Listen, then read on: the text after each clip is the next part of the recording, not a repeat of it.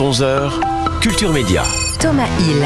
Merci beaucoup d'être avec nous pour la suite de Culture Média. Nous ont rejoint dans ce studio deux petits choux à la crème.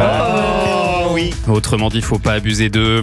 Et Loïs Bois pour les séries et Joey pour la musique. Voilà, sans modération. Bonjour. Thomas. Bienvenue J'ai à l'impression qu'on n'est pas venu pour rien ce matin. Oh oui, parce qu'on a la chance de recevoir la première femme sacrée meilleure pâtissière au monde. Et elle ne s'est pas arrêtée là. Elle a obtenu ce titre 2 années de suite. Bonjour Nina Métayer. Bonjour. Merci d'être avec nous ce matin et merci de nous avoir apporté un petit-déj de luxe.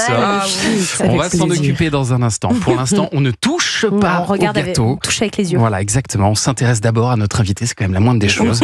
On va dresser votre portrait sonore, Nina. Des petits sons pour mieux vous connaître. Voici le premier. Mais La Rochelle par la mer, par un beau soir, plein vent arrière. Mais La Rochelle par la mer, avec un bateau grand ouvert. La Rochelle par la mer d'Anne Sylvestre, parce que vous êtes née à La Rochelle, Nina Métayer, et vos parents ont été critiques gastronomiques, c'est ça ? Oui, c'est ça. Entre autres, ou c'était leur... Entre autres, oui, c'était en plus de leur métier. Mon père est développeur et ma mère journaliste. D'accord. Et ils ont ils ont travaillé pour le Petit Futé pendant un moment. Ah, le Petit Futé. Très beau Mangeait job.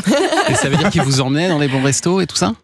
Quand on était sage, pas tout le temps. Parfois ils travaillaient, parfois ils nous emmenaient. Mais oui. Enfin, j'ai eu la chance quand même de faire des beaux restaurants quand j'étais petite. Et donc ils ont forcément aussi aidé à développer votre palais, j'imagine. Ah bah de toute façon, à la maison, il fallait que ce soit forcément cuisiné, tout maison, avec que des bons produits. Ouais. Et enfin, c'est un petit peu, c'est presque dans l'excès, j'ai envie de dire. Il faut que ce soit cuisiné comme ça, avec cette recette-là.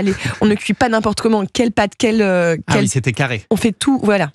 Comme le veut la pâtisserie d'ailleurs, il faut que ce soit extrêmement carré, la pâtisserie. Oui, c'est peut-être pour ça que je suis pâtissière en fait. C'était une séance de psy aussi cette émission. Voilà, c'est ça. On a trouvé une solution, ça faisait 20 ans qu'elle cherchait pourquoi elle était pâtissière.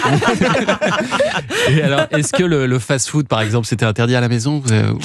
Oui, alors, ça pouvait arriver avec mon père de temps en temps, mais il fallait pas que ma mère le sache. Ah oui, c'était Vous avez des bonnes notes, quoi. Le père était un peu plus cool, j'ai l'impression. Allez, changement d'ambiance musicale.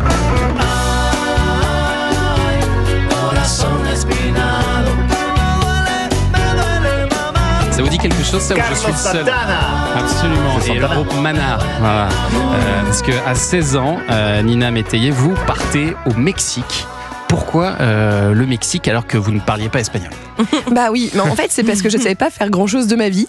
À l'école j'étais pas très forte, je faisais beaucoup d'activités extrascolaires, mais c'est pareil, j'étais toujours parmi les plus nuls. Et à un moment je rencontre une jeune fille à peu près un petit peu plus grande que moi, qui parle un anglais incroyable, mais qui est française, et je lui demande comment elle a appris ça. Ouais. Et elle me dit qu'elle est partie vivre 1 an à l'étranger. Et c'est toujours ça qui marche. Bah oui. Ouais.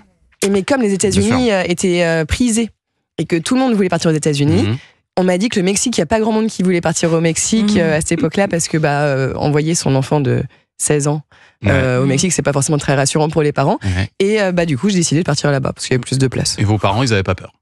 Alors si, je pense, mais ils ont été, ils sont assez sympas. Et ma mère était partie jeune à l'étranger, donc elle m'a laissé faire ça. Je pense que mon père était un peu stressé quand même. Bon, ma mère aussi. Et donc c'était des études au Mexique pendant 1 an, c'est ça, à 16 ans ? Donc c'est un échange scolaire avec le Rotary Club. Donc on est quand même dans une famille où, on est à l'école. J'étais en première à l'époque. Intégrée dans une famille mexicaine, voilà. Et donc vous parlez parfaitement espagnol maintenant ? Alors j'ai mis un peu de temps avant de m'y mettre, j'ai quand même mis 2-3 mois avant de commencer à parler espagnol là-bas, mais une fois que je m'y suis mise, c'était bon. Et alors, j'avoue que ça fait quand même 20 ans cette année, donc je parle espagnol, mais c'est plus aussi... On va basculer l'interview en espagnol. Voilà. Et à la base, vous saviez pas trop quoi faire comme métier à cette époque-là. Alors vous l'avez dit, vous étiez pas très bonne à l'école, c'était pas trop votre truc, vous cherchiez un petit peu. Et puis finalement, ce sont les Mexicains qui vont vous donner une idée. Laisse-nous faire le pain, laisse-nous faire le pain, laisse-nous faire le pain, laisse-nous faire le pain, Le pain de soprano. Ah oui, je connaissais pas. Ouais, moi aussi, j'ai Il y découvert a fait une hier. chanson sur le pain. Je connaissais pas ton nom. Et alors en fait, comme vous êtes française, tous les Mexicains vous demandaient tout le temps si vous saviez faire le pain. C'est ça ? Bah oui, et j'ai remarqué qu'en fait les Français qui ne sont pas boulangers ne savent pas faire de pain. Ouais, c'est vrai. Non, c'est vrai. Un peu plus depuis le Covid. Oui, le confinement a aidé quand même. Mais on s'est rendu compte plutôt pendant le Covid que c'était très très compliqué de savoir faire du pain. Oui. Et donc vous vous êtes dit, je veux apprendre, c'est ça? Bah oui, en fait, moi, mon but, c'était d'habiter au Mexique. C'était pas forcément de devenir boulangère, mais comme, je sais pas, j'avais pas d'idée de métier, je me suis dit que boulangère, ça pourrait me correspondre. Boulangère au Mexique. Voilà. Non, mais en plus, C'était c'est bien boulanger parce qu'on peut le faire partout. Le jour où vous quittez le Mexique, vous pouvez être boulangère en France, en Belgique. C'est exactement au Japon, ce que je me suis dit. Et puis, c'était des études assez courtes, donc ça rentrait dans mes cordes. Donc vous êtes rentré en France, à La Rochelle, pour vous former à la boulangerie. Exactement. C'est ça. Et ça a duré combien de temps, ça? Et ben en fait, c'est 1 an d'apprentissage, c'est assez court, mais je me suis rendu compte que finalement, la boulangerie, ça me plaisait. Parce qu'au départ, je pensais vraiment faire des études de boulangerie pour monter ma boulangerie, mais pas dans l'optique forcément. Enfin, je pensais pas en faire ma passion en fait. Ouais, c'était je juste pensais un que c'était business, en fait. travail. Voilà. On va le Vous dire. vouliez faire tourner un établissement et puis faire autre chose peut-être à côté ou... Je sais pas vraiment, mais je pensais pas que la boulangerie allait être ma passion. Ouais. Et en fait, je commence à travailler ces 3 matières premières qui sont incroyables. En fait, c'est juste de la farine, de l'eau et du sel. Ouais, c'est vrai. Et en fait, avec ces 3 matières premières, Denis Baron, il me transmet ce savoir-faire. Et là, j'apprends à donner vie à ces 3 ingrédients. Ça fermente, ça pousse, ça sent bon et ça rend heureux tellement de gens. C'est l'aliment préféré de tout le monde. Bien sûr. C'est ça. Sauf que le problème, c'est que vous n'arrivez pas à trouver un apprentissage, c'est ça? Voilà. Et en fait, avant de trouver Denis Baron qui accepte de me transmettre son savoir, j'ai quand même cherché un petit bout de temps parce que finalement, je me suis rendu compte assez vite que c'était pas un métier féminin. Et j'ai pas pensé à ça avant. Et donc j'ai fait une vingtaine. Pourquoi c'est pas un métier féminin? Parce que c'est très physique. Ouais. Les sacs de farine à l'époque pesaient 50 kilos. Et puis après, pour mettre dans le pétrin, on dit décuver, donc enlever les pâtons du pétrin, etc. Ou façonner. Enfin, tout ça est très physique. Et c'est des horaires qui sont de nuit, des horaires qui sont toujours en décalé, les week-ends, etc. Donc c'est vrai que j'ai eu beaucoup de mal à trouver un apprentissage. Mais voilà. Et puis Denis Baron a été le seul à La Rochelle à bien vouloir accepter ma candidature. Ouais. Et puis la solution, ça a été ça finalement.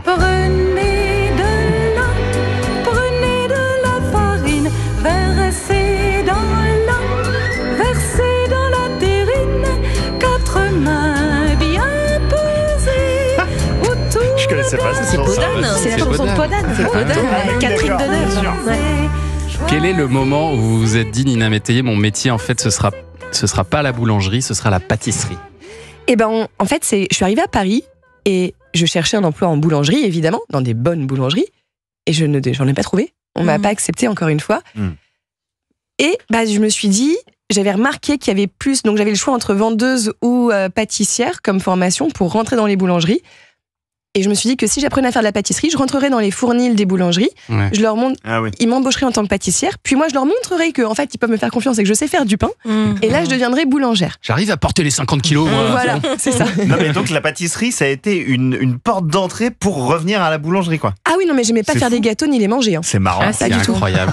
Je détestais ça, vraiment. Et quelques années plus tard, vous êtes doublement élue meilleure pâtissière au monde. Et dans un instant, Nina Métayer, on va goûter les petites merveilles que vous nous avez apportées. Et puis j'aimerais bien que vous nous donniez aussi quelques petits conseils en cuisine. On en a besoin.